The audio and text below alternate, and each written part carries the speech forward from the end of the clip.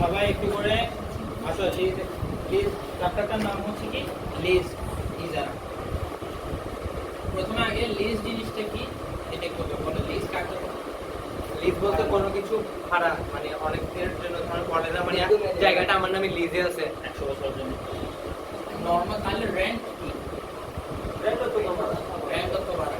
তাহলে লিজও যদি ভাড়া হয় তাহলে কিন্তু লিজের ক্ষেত্রে মালিকানা পাওয়া যাবে দীর্ঘমেয়াদী। একটা নির্দিষ্ট সময়ের জন্য মালিকানাটা পাওয়া যাবে। লিজ এবং রেন্টের মধ্যে সিম্পল একটা পার্থক্য আছে, সেটা হচ্ছে মালিকানা সত্ত্বের পরিবর্তন হওয়া। ঠিক আছে, আমরা যদি যে ঘরে থাকি সেই ঘরগুলো আমাদেরকে ভাড়া দেওয়া হয়, সেগুলো আমাদেরকে লিজ দেওয়া হয়।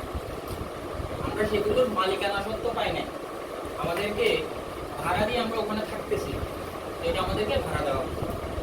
কিন্তু এই যে তোমার যে ফ্লাইওভারগুলো বানাচ্ছে, যেমন ধরো লালখান বাজার যে ফ্লাইওভারটা বানাচ্ছে, এটা তোমার কনস্ট্রাকশন কোম্পানির যে মেশিনগুলো ব্যবহার করেছিল সেটা ছিল ম্যাক্স কোম্পানি। ম্যাক্স কোম্পানির মেশিনগুলো ব্যবহার করে। তো এখন এই মেশিনগুলো তারা অনেকদিন ব্যবহার করছে না। তো কনস্ট্রাকশন যখন করতেছিল তখন ম্যাক্স কোম্পানি করছে কি, ওই মেশিনগুলো তাদের প্রজেক্ট যত বছর, যেমন ধরো তোমার লালখান বাজার ওটা ওরা ধরে নিচ্ছে যে এটা 5 বছরের প্রজেক্ট। ওরা করছে কি, কনস্ট্রাকশন কোম্পানি থেকে বা যারা এই ধরনের কনস্ট্রাকশন মেশিনগুলো লিজ দেয় তাদের থেকে লিজ নিয়েছে। তো যখন লিজ দিবে তখন সেই ক্ষেত্রে কি রকম হয়, তুমি বরাবরই এটার পিছনে তুমি কি দিবে, ভাড়া দিবে। তুমি যে জিনিসটা নিছো সেটার জন্য তোমাকে ভাড়া প্রদান করতে হবে। এবং লিজের ক্ষেত্রে পার্থক্য হচ্ছে কি এই জায়গায় যে সেটা মালিকানা সত্ত্ব পরিবর্তন হয়ে যায় একটা নির্দিষ্ট সময়ে। যতদিন ম্যাক্স কোম্পানি এই জিনিসটা ব্যবহার করবে ফ্লাইওভারটা বানানোর জন্য, ততদিন কিন্তু এটা তার নামে হয়ে যাবে। কন্ট্রাক্ট শেষ, এটা আবার কি যার জিনিস তার কাছে পৌঁছে যাবে। কিন্তু যতদিন ম্যাক্স কোম্পানির কাছে থাকছিল ততদিন ওইটার ইন্স্যুরেন্স, মেইনটেনেন্স কস্ট, সকল ধরনের কস্ট ম্যাক্স কোম্পানিকে বহন করতে হবে। যে মালিকানা সত্ত্ব বলতে যে জিনিসটা নিছে, মেইন কথায় মেইন মালিক সে বহন করবে না। না না, এই জায়গায় একটা বিষয় আছে। কোনো শর্তে মেইনটেনেন্স কস্ট বা ইন্স্যুরেন্স কস্টটা যে অরিজিনাল মালিক সে বহন করে কিছু কিছু ক্ষেত্রে। এটা শর্ত লেখা থাকতে হয়, হ্যাঁ, এটা তো অবশ্যই দলিল হবে, তো শর্ত লেখা হবে। কিন্তু বেশিরভাগ ক্ষেত্রে যেটা হয় সেটা হচ্ছে কি, সাপোজ ধরো আমার কাছে একটা মোবাইল আছে, ঠিক আছে, এই মোবাইলটার অরিজিনাল মালিক হচ্ছে কি আমি রাকিবকে আমার মোবাইলটা কি দিলাম, লিজ দিলাম। এখন আমি যদি ওকে লিজ দিই তাহলে তার সাথে আমার শর্ত হবে কি, যে এখন থেকে 2 বছর পর্যন্ত এই মোবাইলটা তুমি ব্যবহার করবে, যেমন মন করবে, ঠিক আছে। কিন্তু এটার যা মেইনটেনেন্স খরচ, ঠিক আছে, এটার ব্যাক পার্ট লাগানো বলো, গ্লাস লাগানো বলো, বা এটার কোনো ক্ষতি হলে, কোনো চার্জিং পিনে কোনো সমস্যা হলে, হেডফোনে কোনো সমস্যা হলে, এগুলো তুমি দেখবা, এগুলো আমি করবো। ততদিন পর্যন্ত তুমি তোমার মতো করে ব্যবহার করবে।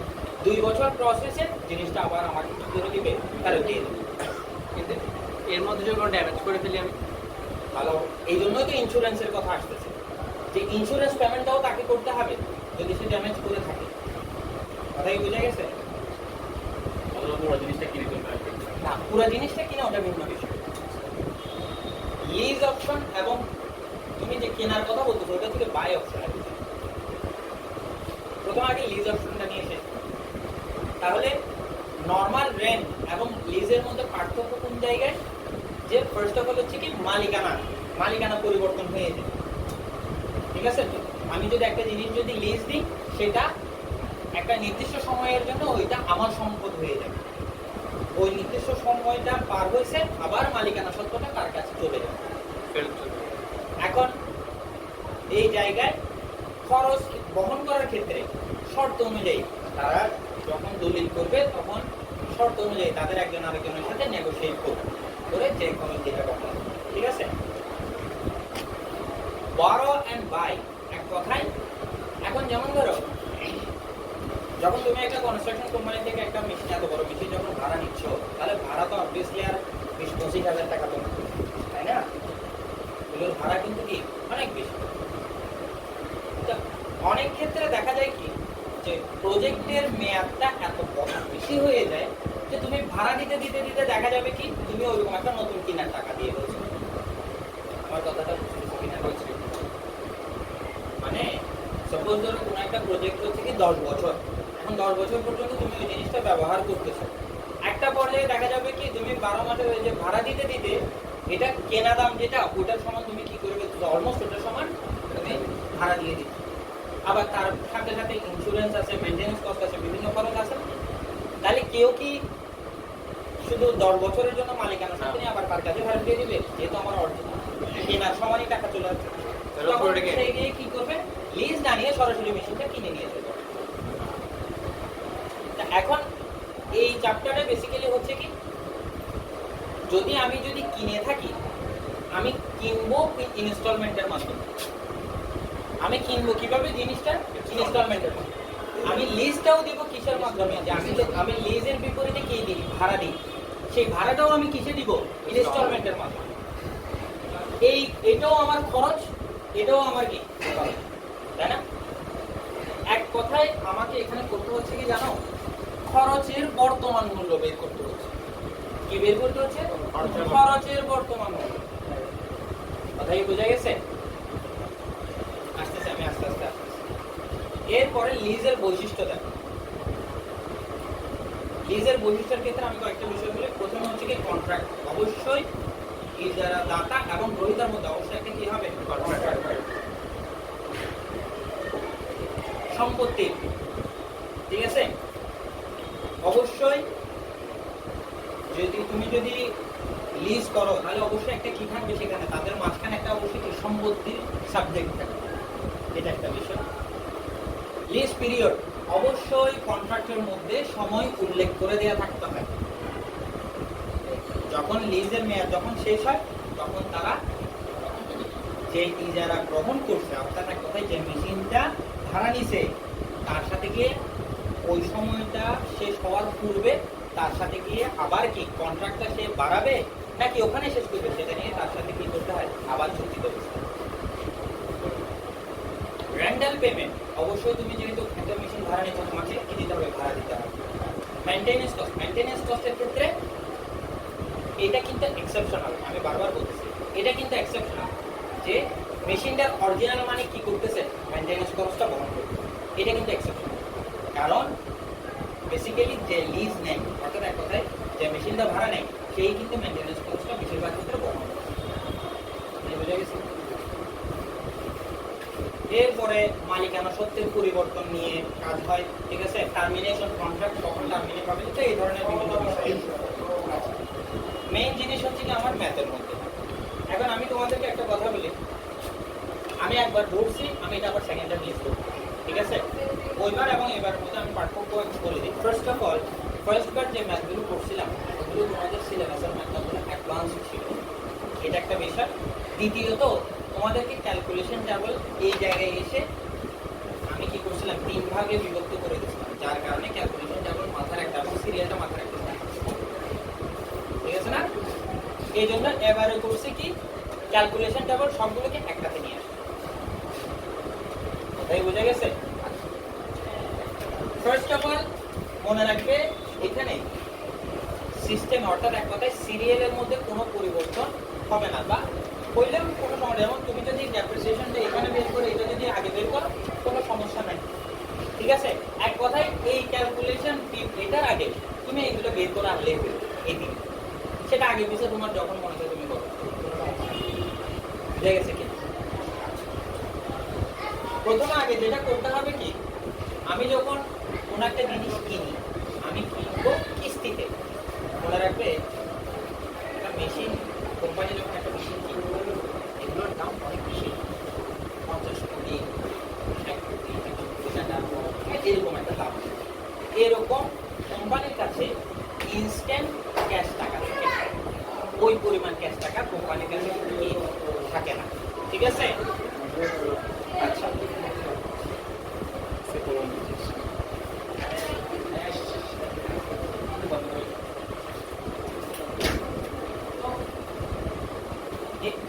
এক কথায় কোম্পানির কাছে কি থাকে না, ওই পরিমাণ ইনস্ট্যান্ট ক্যাশ থাকে। ঠিক আছে, ক্যাশ থাকলেও তারা কিন্তু কি ওইভাবে কিনে নেয় বেশিরভাগ। তবে এক্সেপশনাল আছে, কিন্তু সেটাকে এক্সাম্পল হিসেবে তো ধরা যাচ্ছে না। তা এখন একটা মেশিন যখন কিনতে যাবে অবশ্যই সে কিস্তিতে কিনবে জিনিসটা। কিস্তিতে যখন কিনবে, ধরো সে টাকাটা দিবে যে আস্তে আস্তে সামনে, ধরো প্রথম বছর কিছু দিল, এরপর বছর কিছু দিল, এভাবে করবে। তাহলে প্রথম বছর যদি ধরো 2022 সালে সে 2 লক্ষ টাকা দিল কিস্তিতে, 2 লক্ষ টাকা দিচ্ছে, সে 2030 সালে গিয়ে 2 লক্ষ টাকা দিবে কিস্তিতে। তুমি কি মনে করো যে এখনকার 2 লক্ষ টাকা 2030 সালে 2 লক্ষ টাকা সেম? কেন?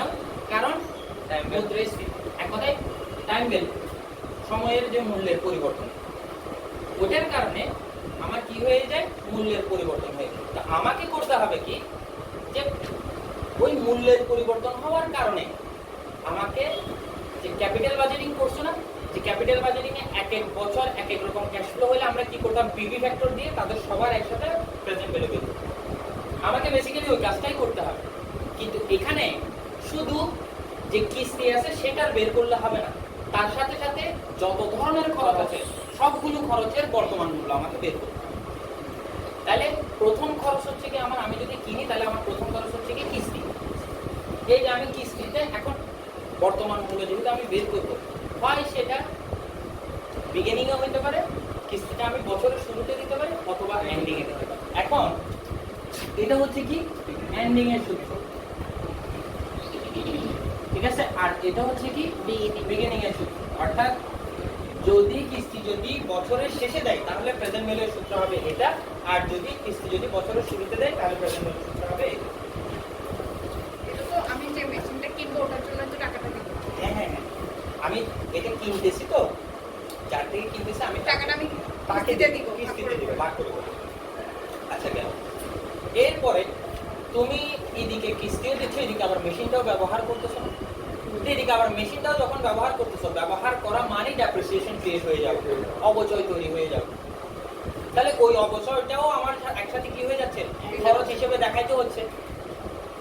বুঝো নাই মনে হয়? এদিকে যেরকম আমি টাকাও দিচ্ছি, এদিকে টাকাও দিচ্ছি, এদিকে মেশিনও আমার ক্ষয় হচ্ছে না, তাহলে একই সাথে ওই ক্ষয়টাও আমাকে দেখাতে হবে ক্যালকুলেশন অফ অ্যানুয়াল ডেপ্রিসিয়েশন। এটা হচ্ছে কি স্ট্রেট লাইন মেথড।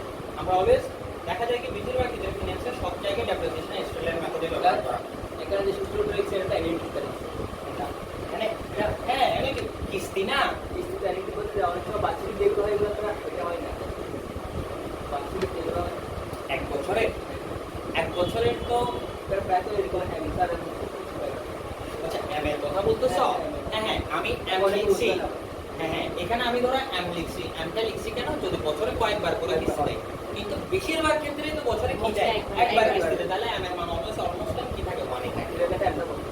না অবশ্যই কোনো সমস্যা নেই, যেহেতু ইয়ার মানে এটা যদি কোনো কারণে যদি সমস্যায় পড়ে যাও বা ওরকম যদি দিয়ে দেয়। এরপর আসুন ক্যালকুলেশন অফ ডিসকাউন্ট ফ্যাক্টর।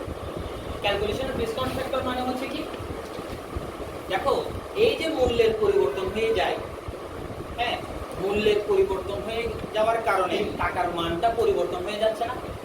তো আমাদের যে টাকার মানটা পরিবর্তন হচ্ছে, কি হারে পরিবর্তন হচ্ছে, আমাকে সেটা কি বের করে আনতে হবে।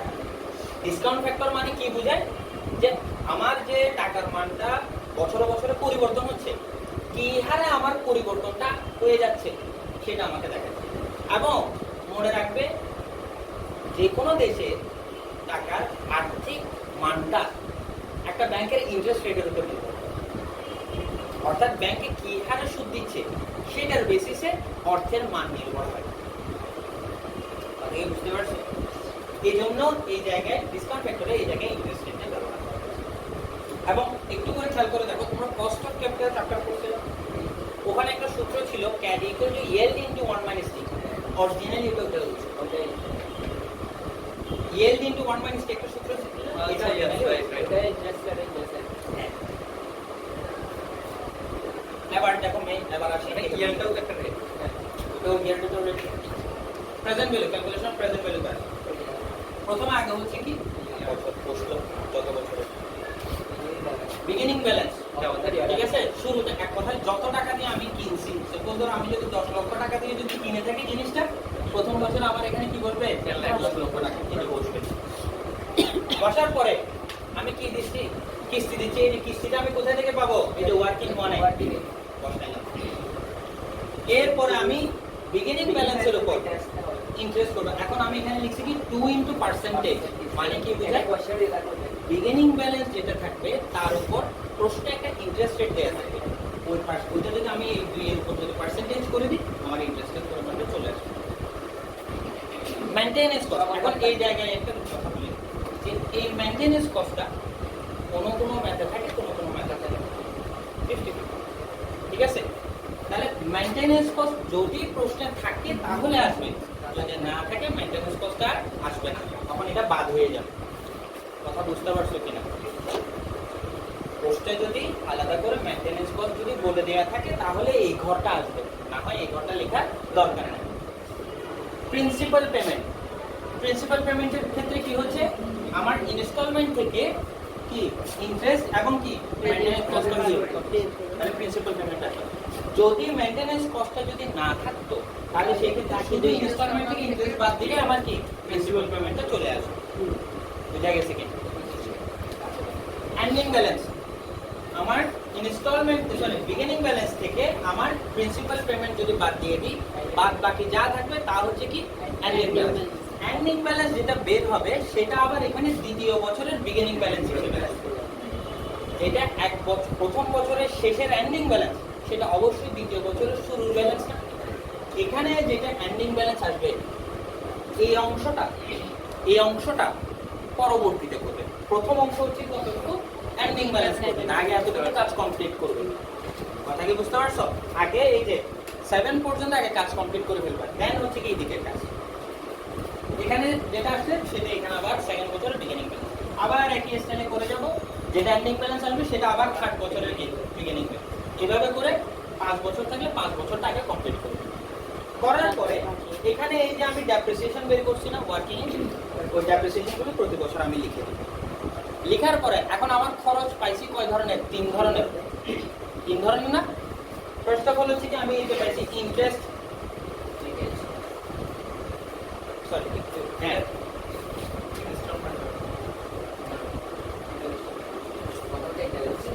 ইন্টারেস্ট, ঠিক আছে। খরচ কি কি পাইছি? ইন্টারেস্ট, মেইনটেনেন্স কস্ট আর হচ্ছে কি ডেপ্রিসিয়েশন। 3টা খরচ পাইছি। এই তিনটা আমি কি যোগ করে দেব। মেইনটেনেন্স না থাকলে বাদ, শুধু ইন্টারেস্ট এবং ডেপ্রিসিয়েশন করার পরে এটাকে বলা হয় কি ট্যাক্স রেট। ঠিক আছে? ট্যাক্স রেটটা কিভাবে হবে? প্রশ্নে একটা ট্যাক্স রেট দেয়া থাকে, প্রশ্নে একটা ট্যাক্স রেট অবশ্যই দেয়া থাকে। যে পার্সেন্টেজটা দেয়া থাকবে সেটা এই 9 নম্বরের অ্যামাউন্টের উপর আমরা কি করে দেব পার্সেন্টেজ করে দেওয়ার পরে আমরা বের করব নেট ক্যাশ ফ্লো, এনসিএফ, এটাকে বলা হয় নেট ক্যাশ ফ্লো। কিভাবে করব? এই 3 নম্বরের যে ইনস্টলমেন্ট আছে সেটা থেকে যদি আমরা যদি ট্যাক্স রেটটা যদি বিয়োগ করে দিই তাহলে আমাদের কি এনসিএফটা চলে আসবে। ঠিক আছে না? এরপর আমরা যে ওয়ার্কিং ফ্রিতে একটা কি বের করছিলাম, ডিসকাউন্ট ফ্যাক্টর বের করছিলাম না? ডিসকাউন্ট ফ্যাক্টর মানে হচ্ছে একটা পার্সেন্টেজ বের করব আমরা। এই জায়গায় একটা পার্সেন্টেজ বের হবে। সাপোজ ধরো এটা 10% বের হলো, এখানে ডিএফটা কি বের হলো 10%, অথবা এটা এক কথা আমরা বলতে পারি যে পিভি ফ্যাক্টর বের করব। হ্যাঁ, পিভি ফ্যাক্টর। তাহলে আমরা এখানে যদি 10% যদি কি করি পিভি ফ্যাক্টর গুলো যদি করতে যাই, আমরা পিভি ফ্যাক্টর গুলো কেমনে বের করি বলো তো? সূত্রটা মনে আছে? আমরা এখানে কত পার্সেন্টেজে ডিএফ মানে হচ্ছে কি এক কথায় কত পার্সেন্টেজ আমরা পিভি ফ্যাক্টরটা বের করি। আবার পিভি ফ্যাক্টর বের করার জন্য একটা সূত্র আছে না, যে পিভি ফ্যাক্টর বের করার সূত্র কি 1/1 প্লাস r ইনটু দি পাওয়ার কি n। তাহলে প্রথম বছরের জন্য আমার পার্সেন্টেজ হবে হোল টু দি পাওয়ার কত 1। সেকেন্ড বছরের জন্য 1 প্লাস 0.10 হোল টু দি পাওয়ার কত 2। 8 বছর এভাবে করে যাবে। ঠিক আছে? এতে 10% আসবে 0.90982675 এভাবে করে আসবে। ঠিক আছে? এরপরে আমি পিভি ডিএফটা যখন আমার বের হবে আমি এই এনসিএফ এর সাথে ডিএফ টা যদি গুণ করে দিই আমার প্রেজেন্ট ভ্যালুটা চলে আসবে, খরচের প্রেজেন্ট ভ্যালুটা চলে আসবে। ঠিক আছে না? এই গেল, এটা গেল আমার কি বাই এন্ড বড় অপশন। ইন্টারেস্টটা কেন আসছে? আর এটা আমি কিনতেছি না। আমি যখন একটা জিনিস 5 লক্ষ, আমি একটা জিনিস 10 লক্ষ টাকা দিয়ে কিনছি, আমি ইনস্টলমেন্টে যেহেতু দিচ্ছি, ইনস্টলমেন্টে দেওয়া মানে হচ্ছে কি আমার ইন্টারেস্ট তৈরি করছে। ব্যাংকে দিতি না? তুমি যদি কোনো একটা জিনিস যদি কিস্তিতে কিনো তাহলে তোমাকে অবশ্যই সেটার সাথে ইন্টারেস্ট দিতে হবে, দিতে হবে, দিতে হবে। তার মানে এই 10 লক্ষ টাকার জিনিসটা আমি ভেঙে ভেঙে কিস্তিতে দিচ্ছি। দ্যাট মিন্স আমাকে তার সাথে, হ্যাঁ, তার সাথে আরো ইন্টারেস্ট, যে কিস্তিতে যে কোনো জিনিস আমাকে কি দিতে হবে, ইন্টারেস্ট। ঠিক আছে?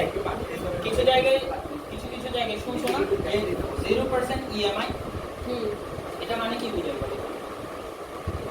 মানে ইন্টারেস্ট ছাড়া 0% ইএমআই মানে হচ্ছে কি এটা কিস্তিতেও বুঝায় এবং সুদের হার 0% কত সুদ? শর্ত আছে, শর্ত প্রযোজ্য। শর্ত হচ্ছে কি না, কিস্তি অলওয়েজই ক্রেডিট কার্ড দিয়ে করতে হবে, সেটা 0% ইএমআই দেয়। কিস্তি অলওয়েজ, কিস্তিতে কোনো জিনিস যদি কিনতে চাও ক্রেডিট কার্ড লাগে, এটা করতে হবে। আর 0% ইএমআই মানে হচ্ছে কি একটা যে ঠিক আছে, তোমার যে সুদ কি হবে শূন্য আসবে। ওরা এটা খুব বড় করে লিখেছে, শর্ত প্রযোজ্য একটু ছোট করে লিখেছে। এখন শর্ত প্রযোজ্য কি, তুমি যদি 1 থেকে 5 তারিখের ভিতরে যদি টাকা দিতে যদি না পারো, প্রতিদিন তোমার সুদ বাড়বে, প্রতিদিন ডেলি ডেলি সেই সুদ কি বাড়বে। তো তারা খুব সুন্দর করে 0% ইএমআই লিখে কিন্তু শর্ত প্রযোজ্য দেয় এক কম, সেজন্য মানুষও বোঝে না কিনে ফেলে। আচ্ছা, এখন এরপরে লিজ অপশন আছে। লিজ অপশনে প্রথমে আগে যেটা করতে হবে কি, আমাকে আমি যদি লিজও যদি নিই, এখানে আমি ক্যালকুলেশন অফ ইনস্টলমেন্ট বল, বিগিনিং ব্যালেন্সটা তো ডাউন পেমেন্টটা না, না এটা মানে ডাউন পেমেন্ট, এখানে বিগিনিং ব্যালেন্সটা হচ্ছে কি এক কথা যে এই জিনিসটা আমি কিনতেছি সেটা ওটার price। মানে এক কথা মূল্য, ওটার প্রাইসটা কত? Purchase price. এটাই জানো। এখন এই জায়গায় ক্যালকুলেশন অফ ইনস্টলমেন্ট মানে কি বোঝাচ্ছে জানো? এক কথায় ভাড়া, রেন্টাল ভ্যালু। এক কথা rental value, calculation of instalment মানে এখানে কি বোঝাচ্ছে? রেন্টাল ভ্যালু, যে ভাড়াটা আমি দিব সেটা, যে কত ভাড়া দিতে হবে। এরপরে আমি লিখছি কি ক্যালকুলেশন অফ ডিসকাউন্ট ফ্যাক্টর। এখন এটার নিচে আমি একটা কথা লিখছি, যদি লিজ অপশনটা আমি যদি প্রথমে করি, অর্থাৎ বাই এন্ড বড়টা পরে করতেছি, লিজ অপশনটা আগে করতেছি, এরকম যদি হয়ে থাকে তাহলেই সেই ক্ষেত্রে ওয়ার্কিং টুতে আমার ডিসকাউন্ট ফ্যাক্টরটা বের করতে হবে। কেন কেন আবার আমি বলি, এখন এই সিস্টেমের মধ্যে একটু খেয়াল করে, এই সিস্টেমটা এখানে যখন আমি অঙ্কটা যখন করতেছি, প্রথমে আমি বাই এন্ড বড় করছি, দেন আমি লিজে গেছি না। এখন লিজে যখন যাচ্ছি, আমার এই ডিসকাউন্ট ফ্যাক্টরটা অলরেডি আমি এখানে বের করা আছে, দ্যাট মিন্স আমাকে আর সেকেন্ড টাইম এখানে কি লিজ অপশনে বের করতে হবে না। কিন্তু আমি যদি এটা যদি প্রথমে করে ফেলি, তাহলে তো আমার ডিসকাউন্ট ফ্যাক্টরটা বের করা নাই, তাহলে অবশ্যই আমাকে আগে এই যে ডিসকাউন্ট ফ্যাক্টরটা যেহেতু লাগবে বের করে আনতে হবে, ঠিক কি না? এই জন্য আমি এটা বললাম। হ্যাঁ, একবার করলে এটা আগে করতে, তাহলে এখানে আর বিরত হবে না। কোথায় যে বাইরে করা হচ্ছে না। বাই এন্ড বড় তো বুঝে না যদি লিস্ট অপশনে আমরা আগে এটা বের করি, তাহলে কি এটাকে এখানে আর করবো, বের করবো, কোনগুলা এগুলো না না না, এগুলো না, শুধু মানে ওইটা যদি আগে করি ডিসকাউন্ট ফ্যাক্টরটা কি না আবার করতে হবে? না না না না না না, মানে যে কোনো দুইটাতে একবারই করতে হবে। যদি লিজ অপশন প্রথমে করা হয় তবেই ওয়ার্কিং টু আসবে, না হয় আসবে না। আমি তো এটাই বললাম, এটার ক্ষেত্রেও সেম, এটাতেও Same, আসবে। একই স্টাইল। ডাব্লিউটু দুটোতেই তো আছে। আমার কথা না, এক কথায় সেকেন্ডে যে থাকবে তার ক্ষেত্রে ডিএফটা আসবে না। একবার করবে। ঠিক আছে, একবার করলাম। একবার করলাম। এরপরে তাহলে এখানে আবার ইয়ারের প্রথম হচ্ছে কি বছর, এরপরে ইনস্টলমেন্ট, এক কথায় ভাড়া, রেন্টাল বিল। প্রশ্নে যদি এমসি থাকে তো আসবে, না থাকলে নাই, আসবে না। টিসিএফ, টোটাল ক্যাশ ফ্লো, কি হবে? 2 থেকে আমি কি করব? মেইনটেনেন্স কস্টটা বাদ দিই, আসছে না? আসার পরে ট্যাক্স শিট, প্রশ্নে একটা ট্যাক্স রেট দেওয়া থাকবে, সেম ট্যাক্স রেট না? হ্যাঁ অবশ্যই ট্যাক্স রেট ওখানে দুইটা থাকবে না, একটাই।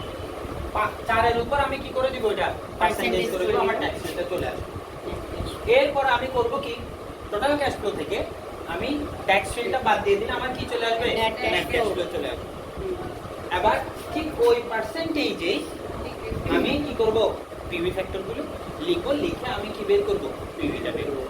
মেইনটেনেন্স কস্ট থাকলে আসবে, না থাকলে আসবে না বলছে। হ্যাঁ। যদি না থাকে তখন কি ইনস্টলমেন্টে ডিরেক্টলি টিসিএস এর বসে যাবে? এখন যদি ইয়াতে যদি না থাকে তাহলে সেই ক্ষেত্রে ইনস্টলমেন্টের বড় এটার উপর সরাসরি ট্যাক্স শিট হয়ে যাবে, তখন ঘরটা কি রকম হবে? কোন নাম্বারটার কথা বলছি? আমি ওইটাই বলতেছি, তখন আর ওটার তো কাজেই আসতেছে না।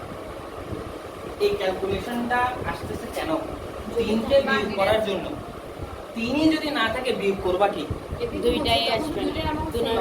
তখন ঘর হয়ে যাবে কি, ইয়া দুইটা ঘর কমে যাবে। এটা কমে যাবে, দুইটা কমে এই যাবে। দুটোটা ঘর বাদ এরপরে হবে কি টিএস, এমসিএফ, ডিএফ, এরপরে কি, বুঝতে পারছো?